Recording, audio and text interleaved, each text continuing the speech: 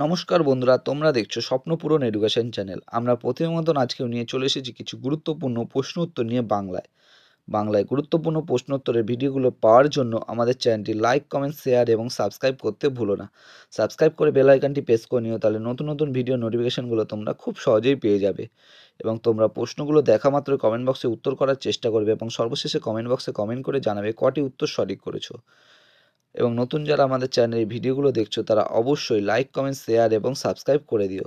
এবং আপকামিং পরীক্ষার জন্য এই প্রশ্ন উত্তরগুলো কিন্তু খুবই গুরুত্বপূর্ণ, তাই ভিডিওটা কেউ ভুলেও স্কিপ করো না, পুরো ভিডিওটা অবশ্যই মনোযোগ সহকারে দেখো। তাই অযথা সময় নষ্ট না করে চলে আসি আজকের প্রথম প্রশ্নে। আজকের প্রথম প্রশ্ন, অ্যাকোয়াফর্টিস কোন অ্যাসিডকে বলা হয়? Option A hydrochloric acid, option B sulphuric acid, option C carbolic acid, option D nitric acid. চারটে অপশানের মধ্যে এখানে সঠিক উত্তরটি হয়ে যাবে option D nitric acid. Aqua fortis nitric অ্যাসিডকে বলা হয়। নেক্সট কোশ্চেন, সিন্ধু সভ্যতার মানুষের প্রধান জীবিকা ছিল? অপশান এ শিকার, অপশান বি কৃষিকাজ, অপশান সি পশুপালন, অপশান ডি বাণিজ্য। এখানে সঠিক উত্তরটি হয়ে যাবে অপশান বি কৃষিকাজ। সিন্ধু সভ্যতার মানুষের প্রধান জীবিকা ছিল কৃষিকাজ। নেক্সট কোশ্চেন, রক্তের অ্যান্টি অ্যালার্জিক উপাদানটি হল? Option A cyanosis, option B eosinophil, option C caries, option D urochrome. চারটে অপশানের মধ্যে এখানে সঠিক উত্তরটি হয়ে যাবে অপশান বি ইউসিনোফিল। রক্তের অ্যান্টি অ্যালার্জিক উপাদানটি হল eosinophil. Next question, Swapan Buro কার ছদ্মনাম? Option A Akhil Niyogi, option B Bimal Mitra, option C Rajanikanta, option D Samaresh Bose.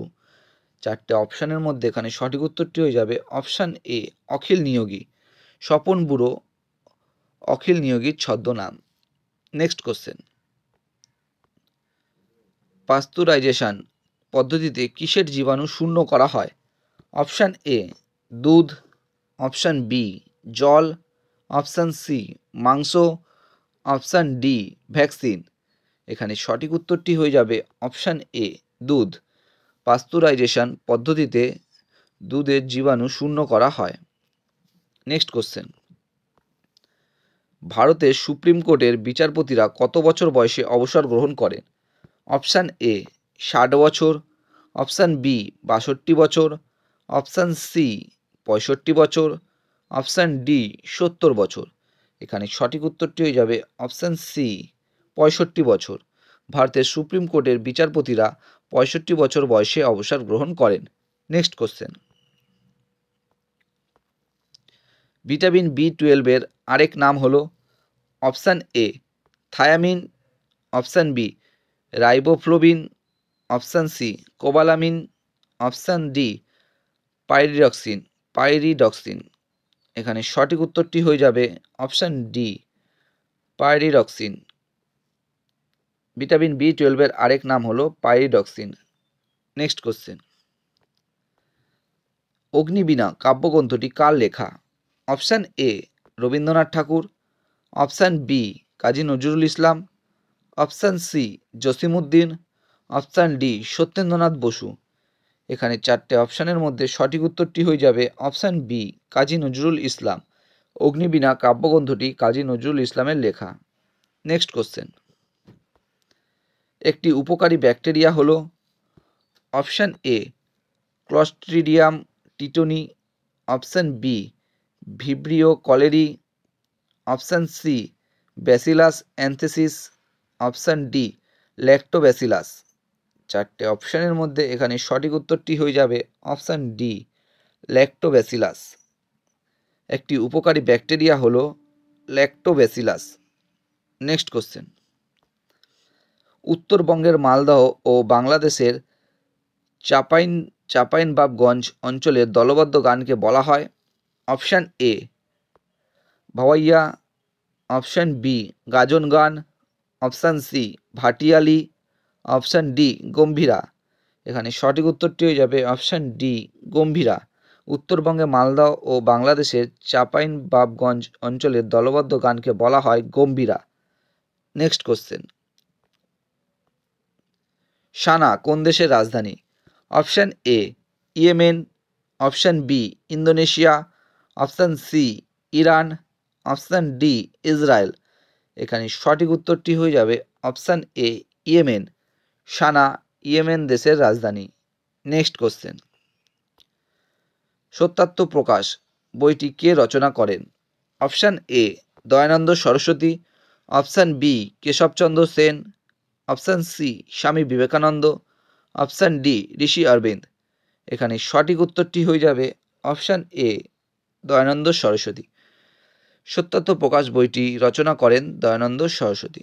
Next question, পৃথিবীর বৃহত্তম জলের ট্যাঙ্ক কোথায় অবস্থিত?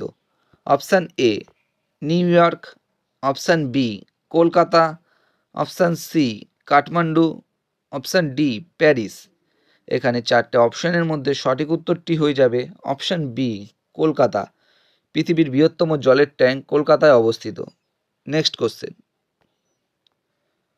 প্রথম বিশ্বযুদ্ধের সময়কাল হলো?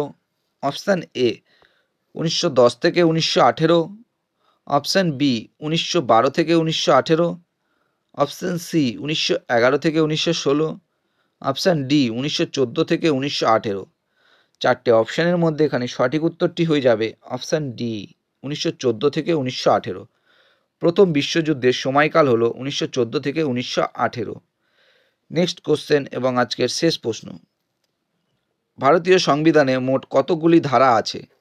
অপশান এ 110টি, অপশান বি 256টি, অপশান সি 542টি, অপশান ডি 395টি। চারটে অপশানের মধ্যে এখানে সঠিক উত্তরটি হয়ে যাবে অপশান ডি 395টি। ভারতীয় সংবিধানে মোট 395টি ধারা আছে। বন্ধুরা, তোমাদের জন্য আজকে কটাই প্রশ্নোত্তর ছিল। তোমাদের প্রশ্নোত্তরগুলো কেমন লাগলো তা অবশ্যই কমেন্ট বক্সে কমেন্ট করে জানিও, এবং প্রশ্নোত্তরগুলো পেয়ে যদি তোমরা উপকৃত হয়ে থাকো অবশ্যই আমাদের চ্যানেলটি লাইক, কমেন্ট, শেয়ার এবং সাবস্ক্রাইব করতে ভুলো না। এবং তোমরা অবশ্যই কমেন্ট বক্সে কমেন্ট করে জানাবে তোমরা কটি উত্তর আজকে সঠিক করেছো। নতুন যারা আমাদের চ্যানেলে ভিডিওগুলো দেখছো তারা অবশ্যই লাইক, কমেন্ট, শেয়ার এবং সাবস্ক্রাইব করতে ভুলো না। আমাদের ডেসক্রিপশান বক্সে ফেসবুক গ্রুপ, টেলিগ্রাম গ্রুপ এবং হোয়াটসঅ্যাপ গ্রুপের লিঙ্ক দেওয়া আছে, সেখানে গিয়ে কিন্তু সবাই অবশ্যই জয়েন করে নেবে। প্রতিদিন আমাদের ভিডিওগুলো দেখার জন্য তোমাদের অসংখ্য ধন্যবাদ।